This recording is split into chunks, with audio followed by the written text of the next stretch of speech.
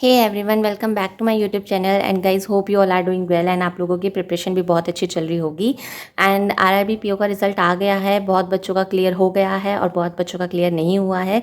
तो गाइस जिनका क्लियर हो गया है उनको all the best and congratulation for the mains. And अच्छे से प्रिपेयर करो गाइस, 10 सितंबर को एग्ज़ाम है और मैं उम्मीद करूँगी कि जिनके भी पेपर निकल गए हैं, जिनके भी आरआरबी पीओ का रिजल्ट आ गया है और क्लियर कर दिए हैं, उनका मेंस में भी वो अच्छे से परफॉर्म कर पाएँ। एंड करंट अफेयर्स पे गाइस ज़्यादा ध्यान देना, क्योंकि वो थोड़ा स्कोरिंग पार्ट होता है और इंग्लिश का पार्ट जो होता है वो थोड़ा स्कोरिंग होता है। तो बात कर लेते हैं उनकी जिनका पेपर नहीं निकला है। जिनका पेपर नहीं निकला है गाइस, डिमोटिवेट होने की कोई ज़रूरत नहीं है। मेरा भी नहीं निकला, बट अब हम क्या कर सकते हैं। अब हम या तो ये ऑप्शन है हमारे पास में कि हम उस टाइम को लेकर बैठ जाएं कि हमारा नहीं निकला यार, हम कैसे करेंगे, हमसे तो होगा ही नहीं। तो ये सब सोचने की कोई ज़रूरत नहीं है। बहुत बच्चों का नहीं निकला है एंड बहुत बच्चे ऐसे होते हैं जिनके आरआरबी के एग्ज़ाम्स नहीं निकल पाते हैं, क्योंकि कट ऑफ हाई जाती है और कंपटीशन बहुत ज़्यादा है। लेकिन पीओ के एग्ज़ाम्स निकल जाते हैं एंड वो आज की डेट में पीओ बैठे हुए हैं एसबीआई में, आईबीपीएस के किसी भी ब्रांच में। तो गाइज़ मैं आप लोगों से यही कहूँगी कि जो निकल गया उस पर फोकस करने की ज़रूरत नहीं है, और जो है और जो आने वाला टाइम है उस पर फोकस करो। तो गाइज़ सबसे पहले मैं बात करूँगी last day tips for IBPS clerk की, जितनी मैंने बनाई है अपने लिए। क्योंकि जो most of the scoring subject है ना क्लर्क के एग्ज़ाम में या किसी भी बैंकिंग एग्ज़ाम में, वो है इंग्लिश का part.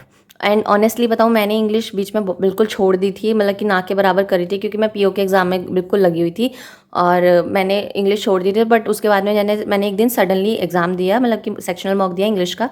And you can believe कि मेरे 30 में से 6.75 मार्क्स आए थे।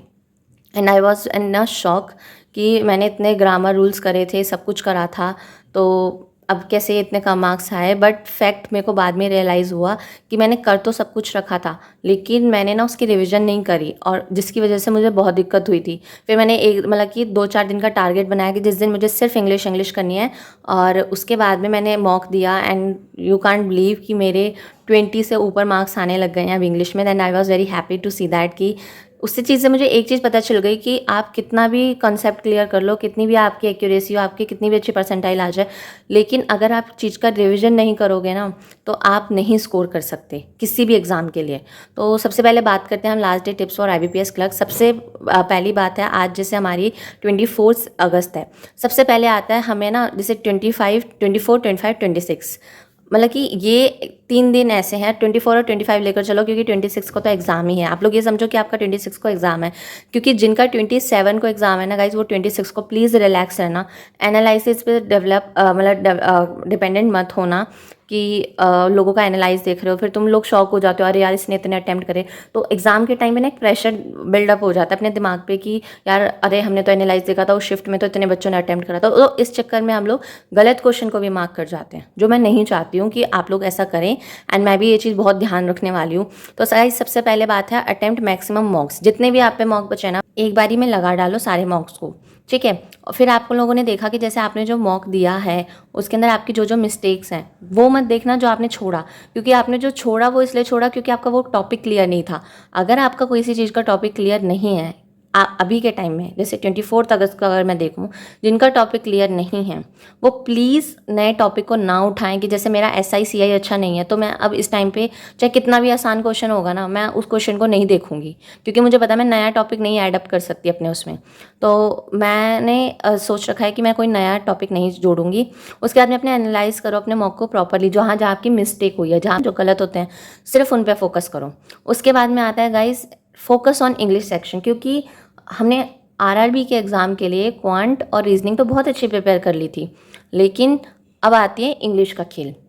तो इंग्लिश के खेल के लिए भी मैंने अच्छे से एक्सप्लेन कर रखा है नीचे, कि जैसे आप लोग कर सकते हो कि सेक्शनल मॉक देख सकते हो सब सब्जेक्ट के। तो मैं सेक्शनल मॉक दिन के 2 तो लगाती हूँ हर एक सब्जेक्ट के, रीजनिंग का एक, क्वांट का एक और इंग्लिश का एक, ठीक है। उसके बाद में मैं करती हूँ, मतलब कि ना ज़्यादातर टाइम आप लोग ना इंग्लिश को दो, क्योंकि जितना आप हैबिचुअल हो जाओगे ना चीज़ों को पढ़ने में, एनालाइज करने में, रेक्टिफाई करने के लिए कि हाँ भाई ये चीज़ सही है, ये चीज़ गलत है। हमें ये नहीं पता कि क्या इसकी जगह क्या आएगा, लेकिन सिर्फ ये पता चल जाता है ज़्यादा रीडिंग करने से कि यहाँ मिस्टेक है। तो आप ज़्यादातर टाइम अपने इंग्लिश सब्जेक्ट को दो, और रिवाइज करो टेंसेस गाइज, क्योंकि जो आता है ना, एक तो आता है एरर का पार्ट। जो एरर का पार्ट आता है ना, एरर डिटेक्शन में क्या होता है कि क्वेश्चंस आते हैं सब्जेक्ट वर्ब एग्रीमेंट से आते हैं, और क्या नाम है, वैसे नाउन प्रोनाउन से आ जाते हैं। और जो 120 ग्रामर रूल्स की PDF है निमिषा बंसल मैम की, उसमें से मतलब कि हम समझ सकते हैं कि पूरी noun pronoun adjective conjunction adverb सब कुछ मतलब कहीं से भी आ जाता है। लेकिन टेंसेस के जो मेनली क्वेश्चन आते हैं ना, टेंसेस के मेनली क्वेश्चन आते हैं जब हमें उसको मतलब कि करेक्ट करना होता है। जो हम देखते हैं ना कि जैसे एक लाइन पे अंडरलाइन हो रखी है कि इसकी जगह क्या आएगा, तो वो टेंसेस से आता है मोस्टली। तो आप टेंसेस को एक बार रिवाइज ज़रूर कर लेना, क्योंकि मैं भी एग्जाम में जाने से पहले एक बार इसको रिवाइज ज़रूर करूँगी। उसके बाद में मैं बात करूँगी गाइस, जैसे मैंने बोला कि 120 ऑफ ग्रामर रूल्स को करो, जितना हो सके ना मतलब कि रिवीजन करो, क्योंकि आपको ये पता चल जाना चाहिए कि मैंने ये रूल यहाँ पढ़ा था, और पेपर में आपको फटाक से स्ट्राइक होना चाहिए माइंड में। उसके बाद में बात करेंगे यार, हम बात करेंगे कि कम से कम 10 RC दिन के लगाओ। इस टाइम पे मैं आपको ये नहीं कहूँगी नॉवल पढ़ो, ये पढ़ो, वो पढ़ो, कुछ मत पढ़ो, RC लगाओ। जितना आपका माइंड प्रिपेयर होगा RC को पढ़ के क्वेश्चन का आंसर ढूंढने में, उतना ज़्यादा अच्छा होगा आपके एग्ज़ाम के लिए। लास्ट पॉइंट है गाइज, मैंने अभी अभी एडअप करा है, मैं उस टाइम पे भूल गई थी इसको लिखना।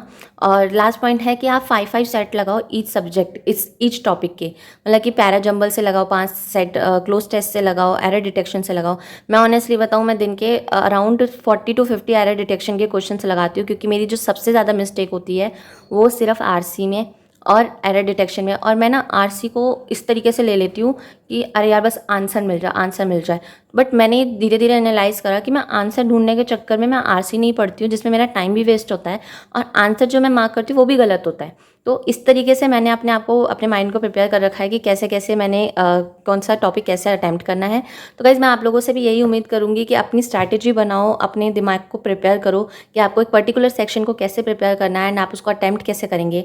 एंड जितना पहले आप एग्ज़ाम से अपने आप को मतलब कि अपनी स्ट्रैटेजी बनाओ एक तरीके से ना, कि मुझे क्वांट में इस टॉपिक को पहले उठाना है, इस टॉपिक को बाद में उठाना है, ऐसे ऐसे मुझे अपनी स्ट्रैटेजी मतलब कि आप लोग अपने आप प्रिपेयर करो, क्योंकि हर किसी की स्ट्रैटेजी अलग होती है। ये मेरी स्ट्रैटेजी है, ये मैं अप्लाई करती हूँ। और हर किसी का माइंड अपने, किसी किसी के हो सकता है इंग्लिश बहुत अच्छी हो जिसको इतना सब कुछ करने की ज़रूरत ना पड़े। तो मैं ऑनेस्टली बताऊँ, मेरी इंग्लिश में वैसे मतलब स्पीकिंग बहुत अच्छी है, बट अगर मैं एरर की बात करूँ कि ढूंढना है और मार्क करना है आंसर, वहाँ मेरी दिक्कत होती है। तो गाइज़ इतना ही मेरा लास्ट डे टिप्स हैं for IBPS clerk, and hope आप लोगों की प्रिपरेशन बहुत अच्छे से आप लोग अपना प्रिपेयर कर रहे होंगे। And guys all the best जिनका एग्ज़ाम है IBPS क्लर्क का 26 को। एंड मिलते हैं हम अगली वीडियो में, और मैं अपना टू डू लिस्ट भी बहुत जल्दी शेयर करूँगी। Thank you so much and bye.